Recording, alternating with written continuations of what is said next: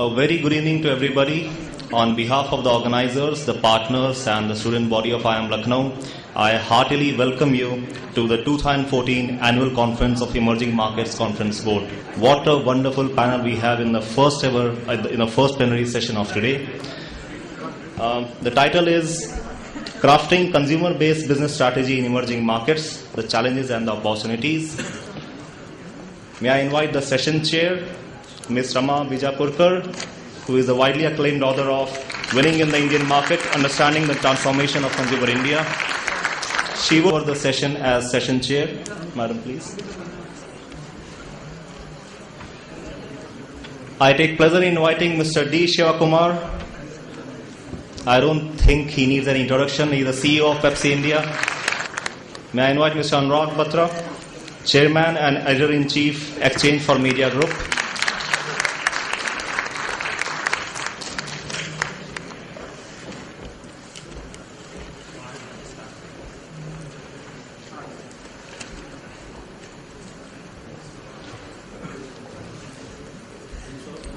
You see, Madam wants to occupy the center chair, so that's how Madam wants to coordinate. May I invite Professor Linda Price, associate from the Association for Consumer Research. Welcome, Madam.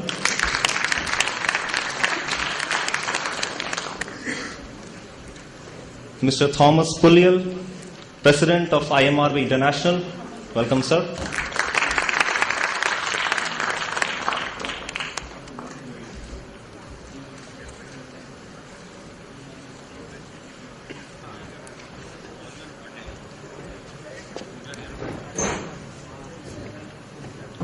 So we have a 1-hour stimulating session ahead of us. I would hand over the mic now to the session chair.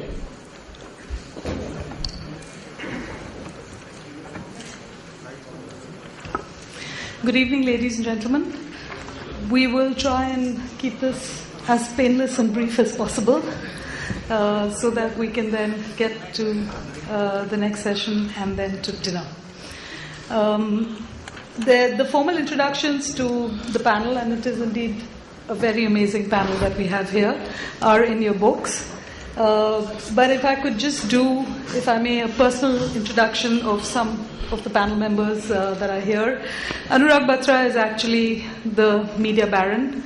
He also said that I should say that he is a failed entrepreneur and somewhat eccentric, which makes him perfect for our panel.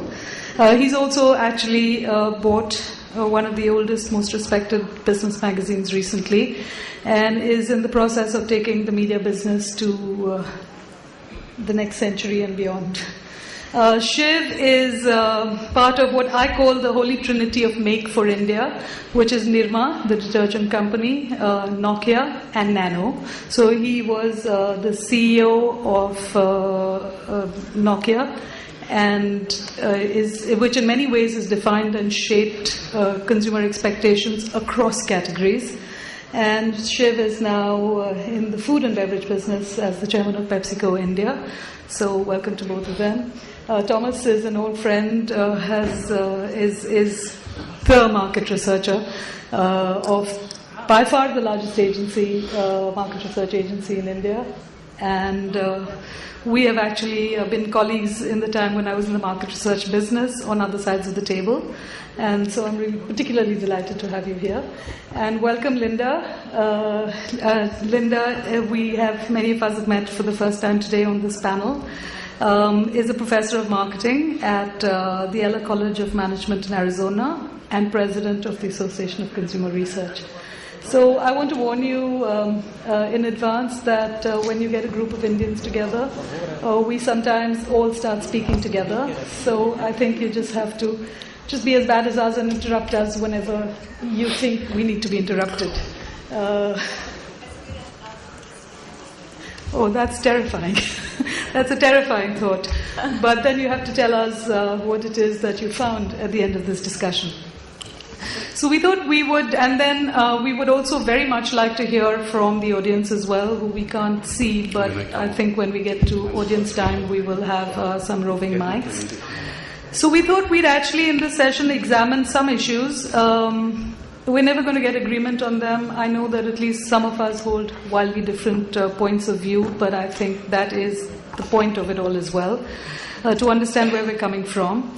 So the first is really, are emerging market consumers different from developed market consumers? I think Jagdish actually did a really terrific job of kicking off this discussion and setting the bar so high that we'll have to sort of think a little harder, I think, on that. Or are people the same the world over? And it's not what they need, but how they want it. I used to work for a management consulting firm, a huge, big, one of the big consulting firms. And the partner I used to work with used to always ask in a puzzled tone that, why do you Indians believe you're different? Do you wear your noses on your ears? Or does water flow uphill in India? And I used to kind of think hard, and I used to say that I know for sure that this ugly duckling is not going to become the familiar beautiful swan that you know. So if you're bringing a report from North America, think twice before you print it here. But the question has actually continued to hold sway with evidence on both sides. And the question also is, are the differences more on the supply side of how to deliver, or on the consumer side of what needs to be delivered, or a little bit of both? That's really what I hope our panel will discuss. Then the implications for business strategy. We hear globalization, we hear localization, we hear examples. We've also seen over the last 20 years in India a lot of multinationals come. We also see what I call the champion's disadvantage, that companies that have won the race resoundingly the first time they ran it several years ago in another environment, tend to not realize that it's a different race run with a different set of people in a different terrain.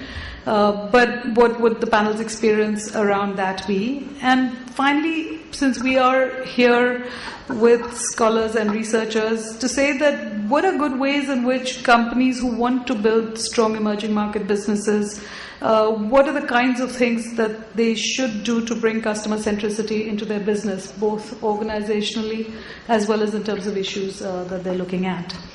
So I'm going to actually kick off. This panel has decided that we will not have PowerPoint, so I'm sure you will give us a round of applause for that. But Anurag, I had a teacher who used to say that it has neither power nor point. Why are you inflicting it on us? So, but Anurag has some, being in the media business, has some wonderful television commercials he's going to show us. So, Anurag, you're going to get the opening word on whether emerging market consumers are different or whether the people are people the world over, and what is this difference? Thank you, Rama, for inviting me to this panel, and there can't be a better chairperson or a moderator for such a topic, and I mean it. I look up to authors, and Rama is one of them, whose books I have read, so it's really an honor to share a stage with you. I'm also particularly delighted that I'm here for the first time in this campus, because Dr. Poonam Sehgal, who's the director of the institute, was my teacher when I was in a business school. Dr. Devi Singh, if he's still here, was also my professor. So my sincerest condolences to them. They were both my professors. Really, I got into a business school when the quality control was really bad, the first batch. So they happened to teach me. And Rama, I offer my condolences to them. Now coming to the topic, and Rama said that, I'm a loud Punjabi from Delhi. I really don't need a mic, but today I will use one. But Rama said that we won't use a PowerPoint presentation, and the real reason, he said why he won't and we won't. But the real reason is, I told Rama that PowerPoint presentations are used by people who are neither powerful nor have a point of view. So she said, no, we have Shiv on the panel, so you can't do that. So really, that's the reason. So that, but I'm neither powerful nor have a point of view. I have a small one. So if we can have my presentation on. First of all, I want to say, really, the topic is crafting consumer-based business strategy in emerging markets, challenges and opportunities. I must say that this is a very cliched topic. Since the time I started speaking at conferences on marketing business, this topic has existed. To suggest that today is really naive, because businesses have thrived, have progressed, shareholders have benefited, consumers have benefited, because most business people, entrepreneurs, marketers, business owners were pursuing consumer-based strategies. And really, in terms of emerging markets, I want to start by saying that today the word emerging market is kind of a misnomer. I mean, if you apply this to levers, the CEO of levers for emerging markets is an Indian. His name is Harish Manwani. Some of you may have worked with him. And really, for levers, emerging markets is the market. It's 50% of their revenue. So really, emerging markets today, it was a term that was very relevant maybe 15 years back, 20 years back, where emerging markets were emerging. Emerging markets are no longer emerging. They've already emerged. They're already arrived. So in that sense, this topic is a real misnomer. However, Rama has elucidated it very well for us and prepared us. So I want to start by saying that, next slide, is that my belief is that at a basic level, human beings are the same across the world. And really, when marketers, when brands reach out to consumers, they must reach out to a common set of needs, to a common set of emotions, which are the same across the world. So my point of view, and if I may have my first slide, is that we live in a global village. We live in a global economy. We live in a global consumer landscape where everything is global. There's nothing like local. And let me say why I say that. Marketers, the marketers really know that they need to make money. They need to connect with consumers and brands. Whether marketers need to make money in India around a Diwali, or in Pakistan around Eid, or in America around Easter and Christmas, really the festivals may differ, but the emotions, the strategies on a macro level are pretty much same. You are appealing to a basic set. So my thing is the marketers create winning consumer strategies by having global emotion, and almost all brands are global brands. I say almost all, I can't say all, but for most of the brands that we deal with are global brands. Brands are no longer local. And I don't have to go into that explanation why they are not local, because we are global as consumers. And technology has made sure that really whatever a brand does, it can have implications beyond its geographical territories. Can we show the first? So I want to give you latest examples, and I want to start with the TVC of Apple. Can we have sound, please?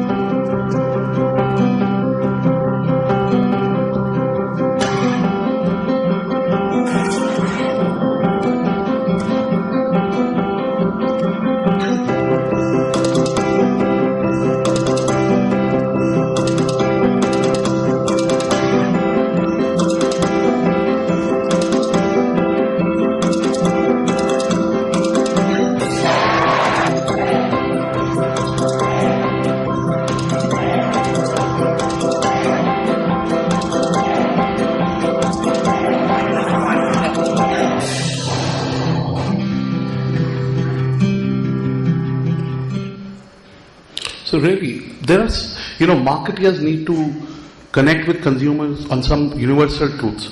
And let's go to the next slide. Can you play the AV, please? And I want to say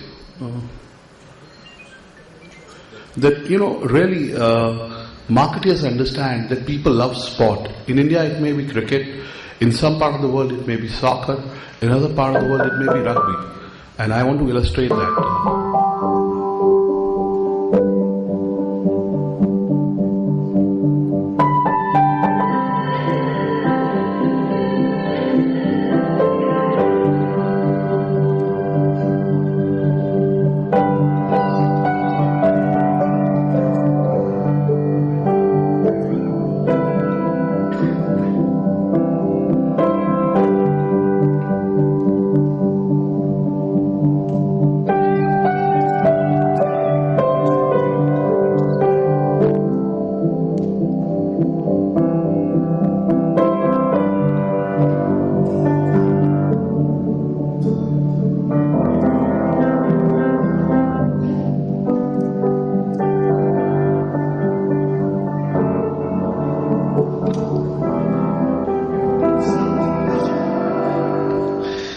I'm telling Shiv that if it was a Nokia, I would have used a Nokia, but since he's no longer, I chose a... So I just want to say that my belief is that at a basic level, human beings and hence the consumers are the same across the world. And I'm not saying communication is equal to marketing. I'm nowhere, because marketing is bigger than communication. But communication does lead marketing strategy today, because in the kind of society we live in, connecting with each other and connecting with brand has become very important. It's these basic emotions that marketers need to address to connect with the consumer anywhere in the world. Localization, globalization are minor issues. I believe you become what you think. You think global, you become global. You think local, you may remain local. And after all, every global leader was born in some part of the world, and she went to become a global leader because he or she thought that way. Coca-Cola CEO Mukhtar Kent is Turkish. The Pepsi CEO, as we all know, is an Indian woman. The new age businesses are headed by people from a diverse set of nationalities. And I want to make a point, and I respect all the people who are from outside India, but I want to tell you, a marketer who works in India can work anywhere in the world, and I have data to support it. Because India is very diverse. As you say, there are many Europes in India, because every state is separate. So if you can market your brand in India, you can probably work anywhere in the world, because you've dealt with diversity in a manner that you probably won't deal anywhere else. India is more heterogeneous than many continents, than many countries. And I want to give you a statistics. In P&G, out of the 95, 96 brand managers they have, more than 20 are Indians. I can keep giving you examples. Samir Suneja, heads Perfetti, is an Indian. So really, today these notions of global, local are good to be discussed in a panel discussion, but in my view, in real life, they don't exist. And I want to show, and I was saying that there are human emotions that are universal, love, and I want to show you this.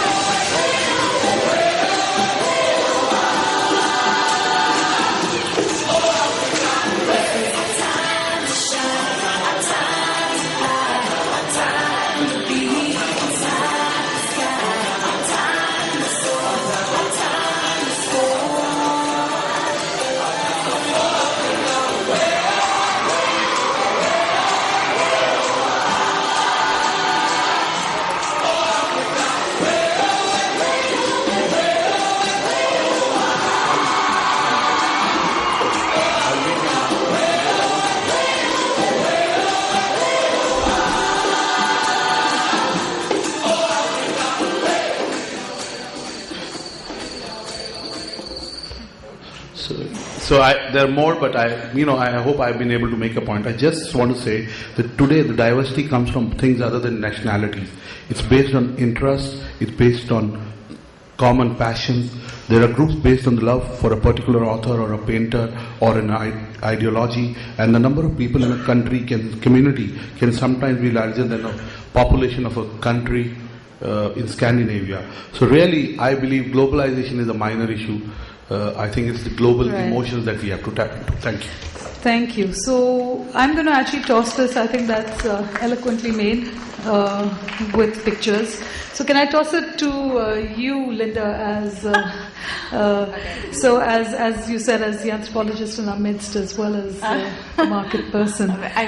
Then where do you sort of see the differences, if indeed you do? And if I were to tag an additional question to this, to say that does conventional marketing wisdom that doesn't everybody know this is the way it works, does that need to be relooked in the context of emerging markets?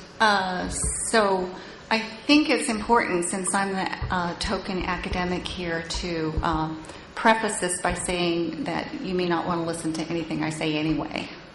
But I would say that one of the quotes I use with my doctoral students is this quote someone said that there are two kinds of people, people who mark similarities and people who mark differences. And I always encourage them to say, I'm going to learn how to do both of those things really well. I'm going to learn how to mark differences and similarities. And so my answer to that first question would be yes. There's extraordinary heterogeneity in all markets. And in contrast with the perspective you just heard, I would say all markets are emerging markets. And to look right now at the U.S. market, in any part of the U.S. market, is to see an emerging market. And I think that grappling with heterogeneity is an increasing and important problem. And, the work on the long tail, which suggests that there are opportunities to avail yourself of those very moments of heterogeneity at the end of the tail, is a really important force that's shaping all of the markets as they're emerging. Just to point out one specific area, for example, where I think we need to think about whether to listen to the similarities or whether to listen to the differences in terms of how we pinpoint strategy, would be to take the cell phone example that we saw, the iPhone 5 example. It turns out that I have a paper coming out in Journal of Marketing in May of this year, and that looks at a problem that many of us face, which is we live in a global world, but we want to communicate with the people who are dearest to us. And some of those people are not right next door anymore. And so a lot of our practices are now tech-mediated.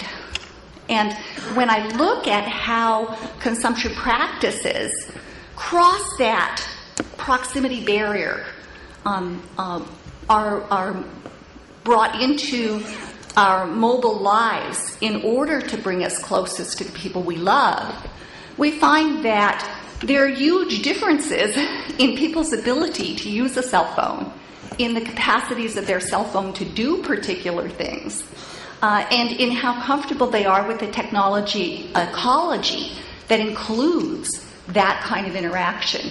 And that's just within the United States. So I think it's very important to understand that iPhone 5 captures some similarities, but it understates some very important differences that have vast managerial implications for how products and practices and services cross those tech-mediated frontiers. And I guess I would also say one other thing, and that is that any moment in time, I've been studying transitional and emerging markets for a really long time, and I would definitely say I'm as confused now as I was 25 years ago. But I would say that just the minute that you start to take something for granted, you find a reversal of that.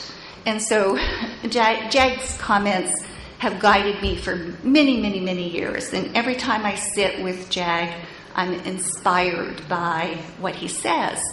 But as he talks about the producer to consumer movement, we see also a huge and important consumer to producer movement happening, a maker movement that is going to transform our economy as people get patterns and produce in their own home what they want to consume. So I think it is that idea of grappling with these orders of differences and sorting out whether it's important to listen to similarities or differences. I think that is a great framework to put it in perspective. You know, one of the things a client in the gaming business used to keep asking me about Indian youths, and he would say, where's the youth culture? And what do young people actually do? And every time you sort of asked young people what they actually did, they study, right? They spend enormous amounts of time studying because you have 200,000 kids who are competing for 300 college seats, if that. And of course they do a lot of other things, but the dominant thing is basically the amount of time they spend going to tuition, because the quality of education, you need to go to coaching classes to get to where you get to. And so the whole idea is to study hard, make my family happy, go to classes, go to tuition, more tuition, and even more tuition. And that's, I don't know that that necessarily happens everywhere else. And, you know, when they get into the workplace right now, we're actually seeing a risk averse, because at every mark point there are some 7,000 students. So it's a risk aversion, it's a wanting to get it right, it's some kind of feedback obsession. So that's, you know, sometimes how circumstances shape people differently. But Thomas, you see a lot of data actually. So what's any examples of differences that you see that are differences worth noting? I mean, I think if you look at the emerging markets, there are, you know, certain kinds of problems which are unique to themselves, which you don't see happen as much in the developed market itself. So the markets are different and require different kinds of skills to actually understand what the consumer behavior is. I'll give you a couple of examples of the kind of work that you've done, that you've sort of asked. For example, we were approached by a company wanting to sort of market the social marketing concept of safe water in rural areas.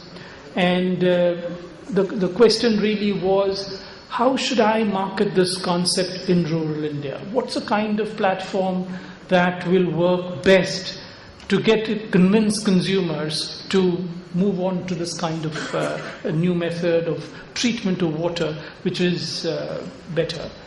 Should it be a health platform? Should it be an economic benefit that you provide? And you really need to understand which is the sort of biggest motivator. How are you going to convince people? Which is the most powerful way in which to sort of drive that change in consumers?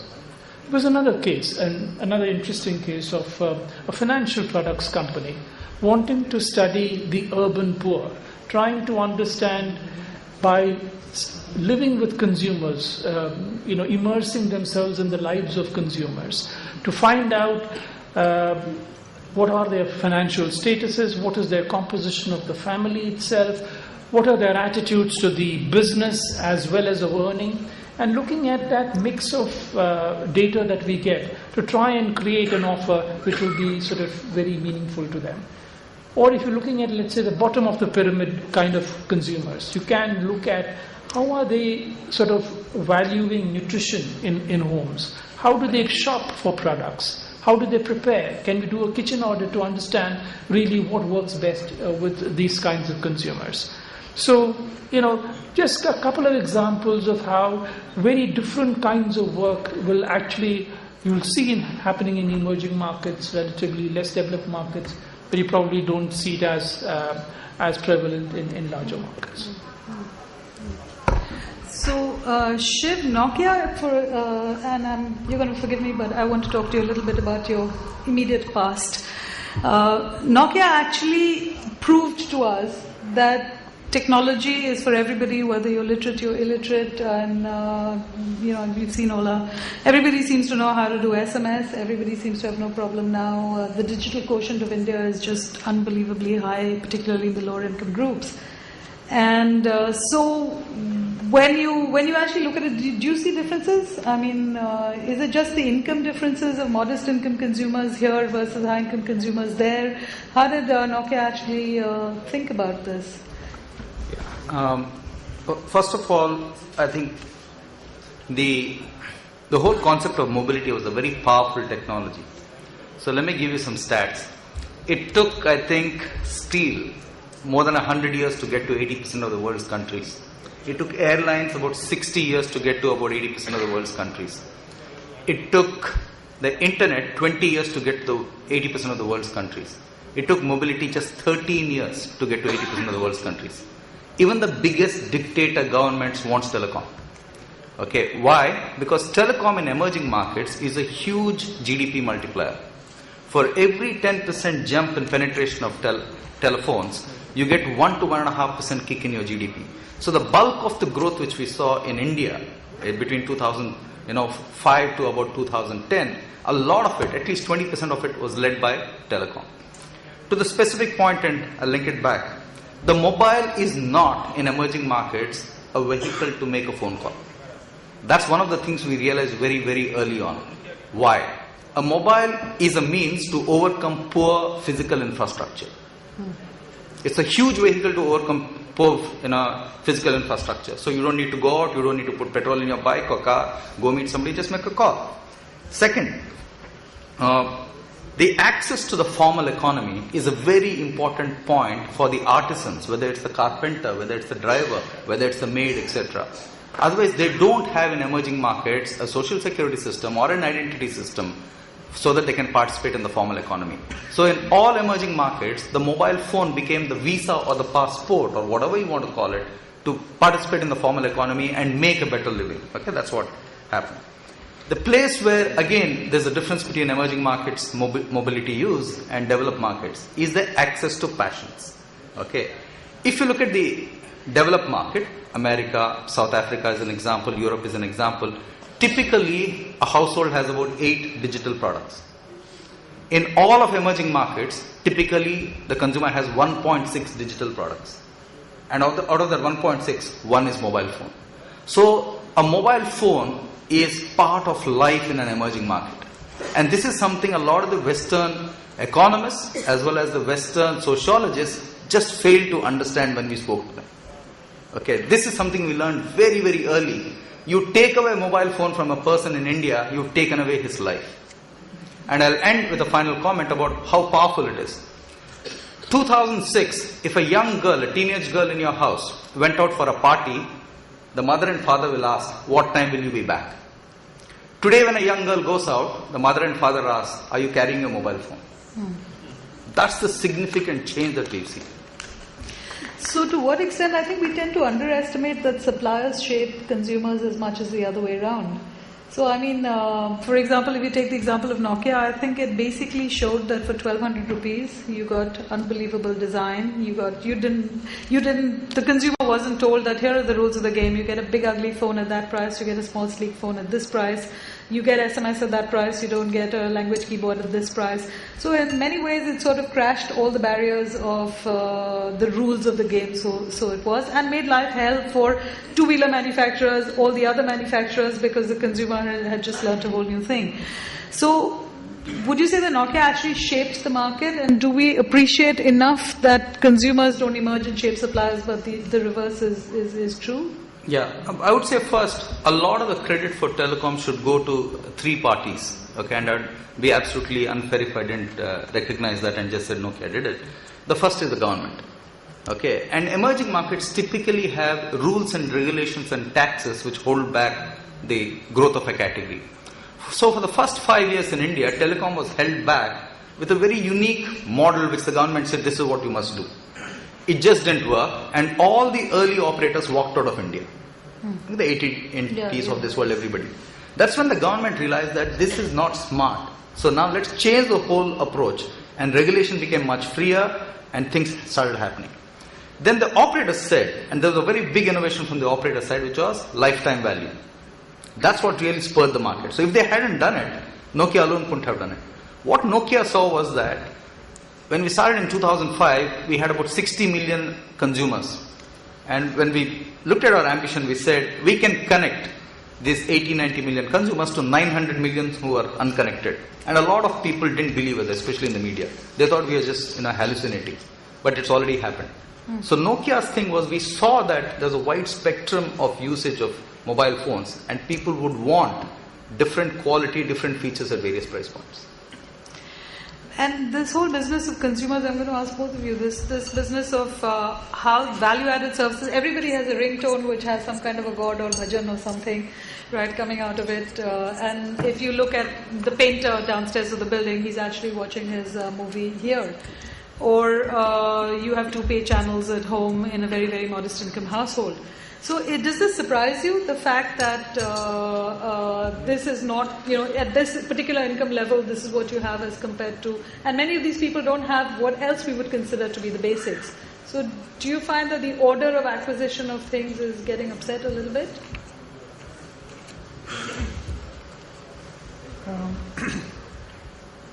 I think when people acquire products, they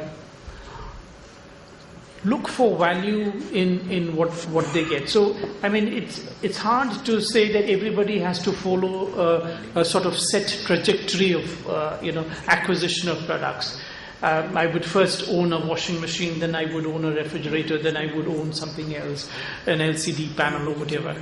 So I think people's needs are different now. I think people are being varied in terms of their needs themselves, and based on family and the compulsions that are there based on their occupation and their business needs, their acquisition tends to be somewhat different. I don't know whether there is a single hierarchy which we used to see earlier, that this is the sort of acquisition hierarchy that people have. I don't see that happen anymore. Any comments on that, Shiv? Do you want to add to that? Yes. You said this in your book, Rama, which is that rural consumers value information and want to turn it to knowledge, right, and they pay for it. I'll give you a specific example again from mobility, and one of the products we did then was Life Tools. Nokia Life Tools was for the farmer to get access to information on his crop from the marketplace.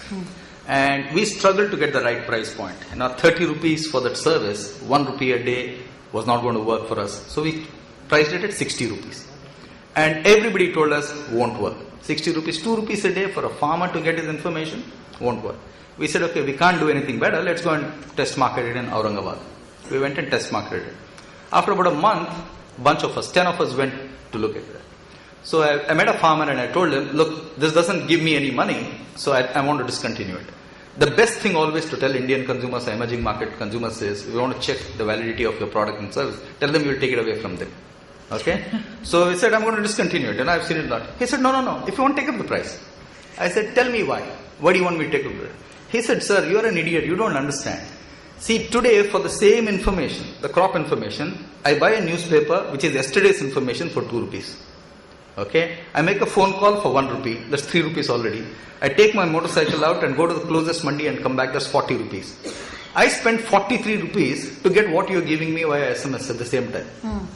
So the information arbitrage is a lesson we learned the hard way, but a very good way. And the whole concept of monetizing information, I think, is a big thing in a future digital world, especially in emerging markets. Anurag is feeling very pleased with that, I think. You can laugh all the way to the bank. So listening to all this, Linda, does it appear that that there is enough, are the state-of-the-art tools, are they exactly what we need for markets like this? Are we doing, and Thomas, after that I want to ask you, are we doing enough naive listening, or are we to consumers, or are we starting off with too many predispositions, companies in particular? That's my next question to you. One thing I think I would say at a sort of a different level perhaps is that I think that many of the tools that we've been using in market research and in market strategy have always been wrong. And it's only as we take them to these more heterogeneous and confusing markets that we understand how wrong they were to begin with. So, for example, I think global brand management is mostly wrong. You heard it here. I think that it's inspired by a belief that you create this powerful brand that has its own character and personality, and you hand it to a whole bunch of people. But the truth is that the consumer, their social network, their relations with other people create that value in use that you were talking about. And it's that value in use that's created in the interaction between the brand and the social network and the assemblage of actors within that network that really matters. And that's not how we teach brand management at University of Arizona. It's not how Kevin Keller teaches brand management in his book. But we need to rethink brand management. That's what I'm saying. Before I get to you, I'm very tempted to throw it to Shiv, who is now chairman of the all-powerful global brand. That is the power brand that gets magically transported everywhere. So where are you on this transport versus transplant versus translate, religion, ritual, of global brands? Yeah. And nothing you say will be held against you. So the first thing is, when consumers buy a brand, very rarely do they say, this is a global brand, this is a regional brand, this is a national brand, this is a local brand. They never do that. They just ask themselves, does this meet my basic needs, wants, desires, and does it give me much better value than the other players? Was Nokia seen to be a foreign brand? No. In fact, people thought it was deeply Indian because it understood. But having said that, where does a global tag really work? In categories and brands where origin is very important. For example, if you launch an electronics brand and say you're from Japan, it's fantastic. People will straight away give it to you. As opposed to say, okay, I've launched an electronics brand and this is from Vietnam. Okay, you won't have the same buy. Okay, so the expertise of the country, the sourcing of the country, like whether champagne from France, etc., gives you a certain, branding. I don't believe that any brand is 100% global. Okay, you have to work with maybe 70-80% of the globality and then tailor the last mile or the last 20-30% for the local person. Because the mix is just very few mixes globally are relevant. Like, that is what I call the, I pay more and I get more club, which is the Hermes club, the Ferragamo club, the Bali club. Yeah, there the mix is the same. Okay, rich people above a certain threshold, they tend to behave by and large similarly, and that is truly a global brand. But almost everywhere else you have to adapt. So, Thomas, do companies get it? Do they get not the brands, not the global brands, but moving on to the earlier one? Do they get how to research these markets, how to think about them? The disadvantage of being so long.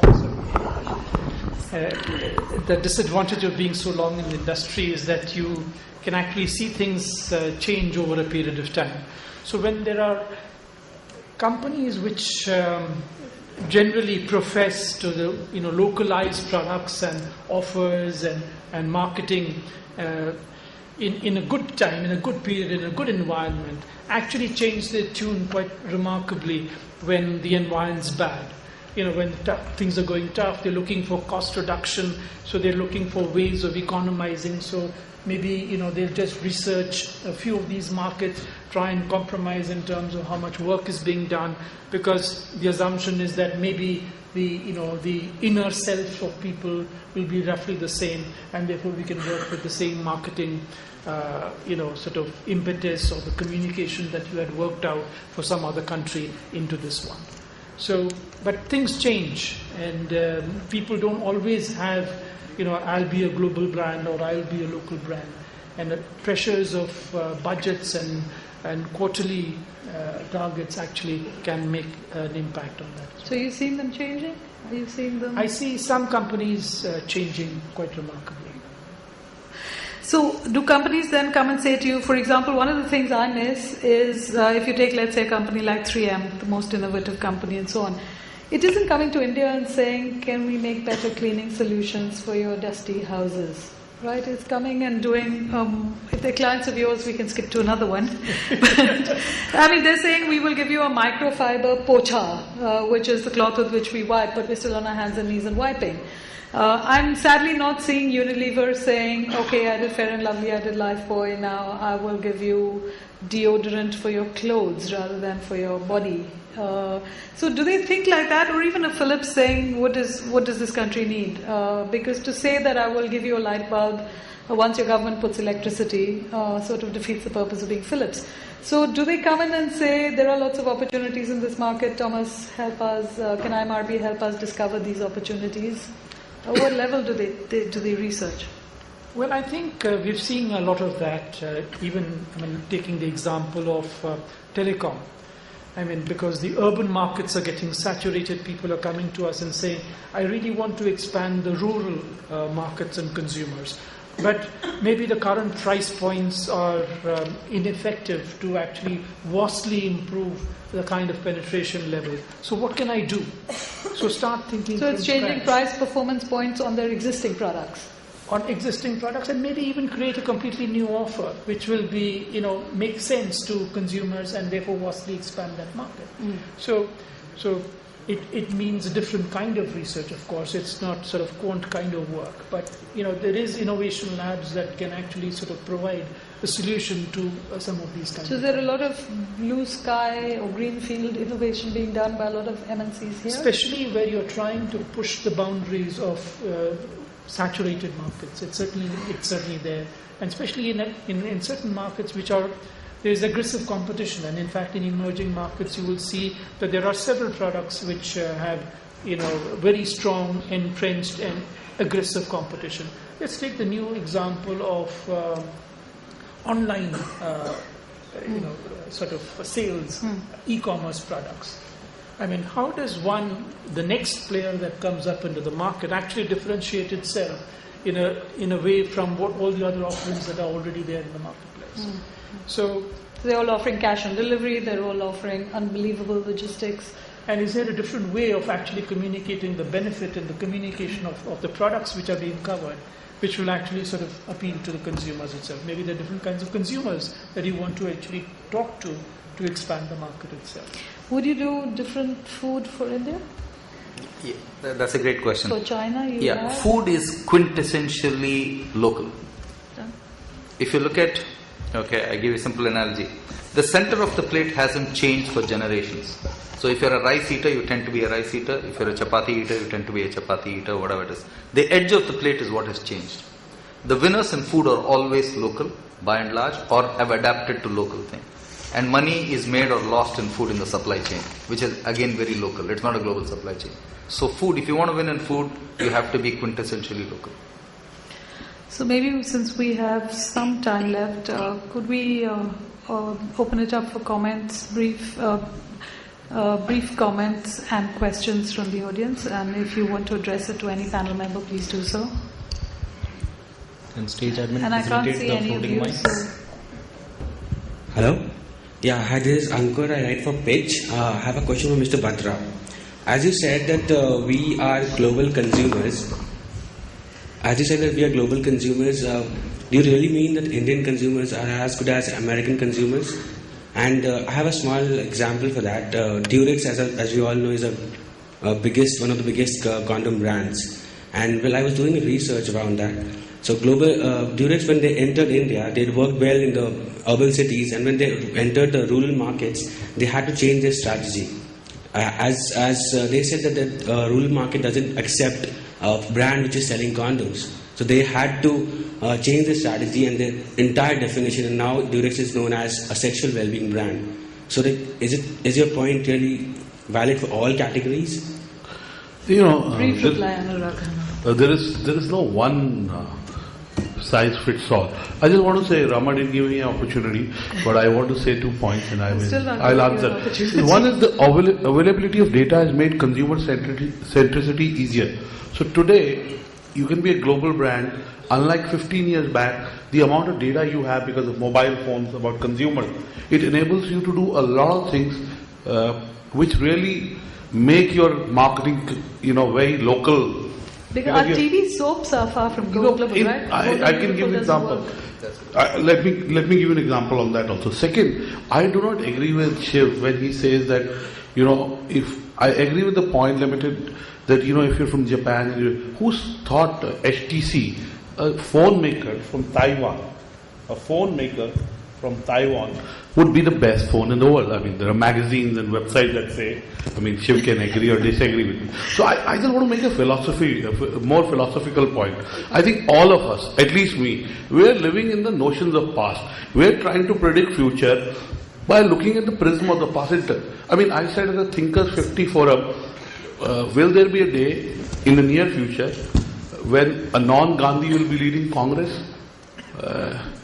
And I want to be alive, but point is, I thought they were going to do it to the next. Yeah. So point I'm trying to make is a lot of notions that we read in marketing are no longer true. I think Philip Kotler is no longer relevant. Okay, I think we should move to other questions, please. Thank you, Anurag. Any other? Yes, ma'am. From this side. My question is to Dr. Shivakumar. Ma'am, this side. Okay, no, go ahead. I can hear you. Yeah. Okay, my question is to Dr. Shivakumar. So how does the digital divide come into the picture? Like you said, in case of Nokia or say any other mobile manufacturer, you said technology for everyone. Like no matter how literate you are, or maybe you may be an illiterate, but you should know how to use the technology. So my question is that once it comes to rural marketing, a farmer may not that be good to make the best use of that device as a son who is a literate thing. So my basic question is that how actually do you deal with the concept of digital divide once you devise a marketing strategy for the mobile phone? Yeah. Okay. So when mobile technology came in and we are seriously pushing it, a lot of the literature around the world said that a digital divide, that's what people are talking about.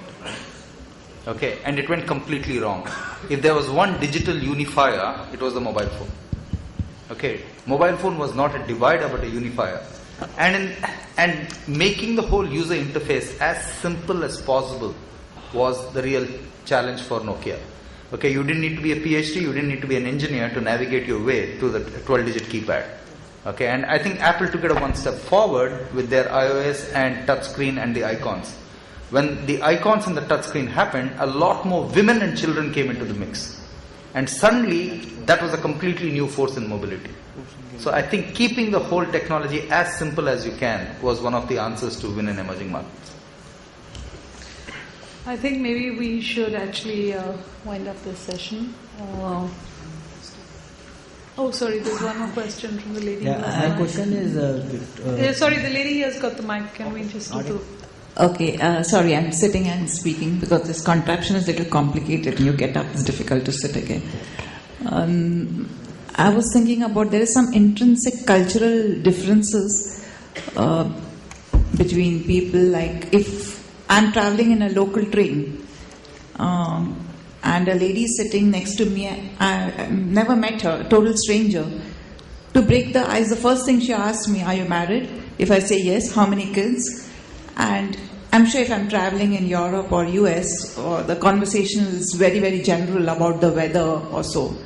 So can we leverage this kind of differences to customize our strategies? You want me to answer? You want to do it? Okay. I'll tell you a true story. It's a joke and a true story. But I want to tell you it's a true story. When I was working for Hindustan Lever, I was in Chennai. And one of my batchmates, a chap called Vidyasagar, he joined Nikitasha as a brand manager. Okay, 25 years ago. And Nikitasha used to make kitchenettes from here. So going straight out of campus into brand management is the holy grail of achievement. Normally you go to sales and so we were all in awe of Vidyasagar saying, wow, you're a brand manager. So he came to stay with me in Chennai. So I asked him, Jimmy, how's brand management? You're a brand manager, we are all sales guys. He said, simple, cracked it, Shiv, already know it. I said, what do you mean? You've been in the job for 3 months and you cracked it. So he said, let me explain to you, simple. Let me take the product, kitchenette. When I go to Calcutta, I paint the kitchenette white or red. I said, why? haven't you noticed that, Calcutta women wear red and white saris? They love it. I paint that. I said, okay, makes sense. So he said, I've got segmentation by color shade. Remember Ford Model T? I said, yeah, makes sense. Then he said, when I come to the south, to Chennai, I make the kitchenette in steel. Because the Mylapore Mami thinks that steel is the gold standard. So now I've got segmentation by material. I said, I agree. Good logic. I said, then he says, I go to Bombay. I make kitchenette half the size. Okay, because Bombay homes are half the size. So I said, okay, I get the point. So size segmentation. So I said, how about Delhi? He said, it's the easiest of all. I don't need a product. I said, what do you mean? He says, I go tell Mrs. Chopra, Mrs. Bhatia has one. I think that is a completely terrific note to end this session on. But let's not forget that there are cultural differences and there are also structural differences because we really are a very large economy and many emerging markets are very modest income people. So I, for one, have a hard time explaining to people why a consumer is a legitimate consumer, even if she consumes a little bit once in a while, but regularly once in a while, and why she has to grow up and consume in big bottles 4 times a day to be counted as a consumer. And I also see that we have fairly monstrous consumers, high aspiration, low income. Hollow, check. 1, 2, 3, hollow. Okay, I think that's a really good note to end this session on. So, I think I am a sensitive market consumer listener, so thank you very much. Thank you to my panel. Thank you to the audience. I just want to say it was a wrong question for 2 reasons. If you are happy, you weren't married. Second, these days you can have kids without marriage. So I think in today's context, this question is the wrong question to ask. Okay, the panel's just getting warmed up. Pity we don't have any more time. So thank you. Thanks to the panel and thank you to the audience. I request the panel members to please wait on the stage for a few minutes. What an amazing discussion and what an amazing insights we have received from this amazing panel this time. May I request Professor Rachna Shukla to just present a memento as a token of our thanks.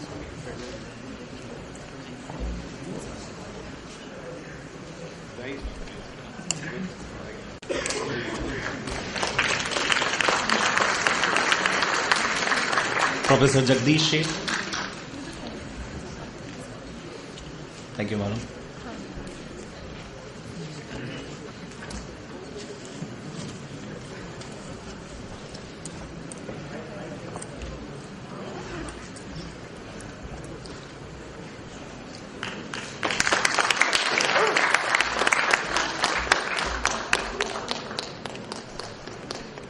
Professor Das, sir, can you just... Professor Arun Jain, can you please present?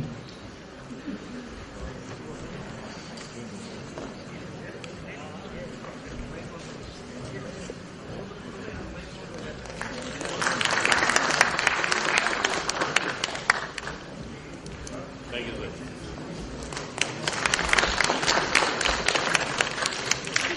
Thank you very much.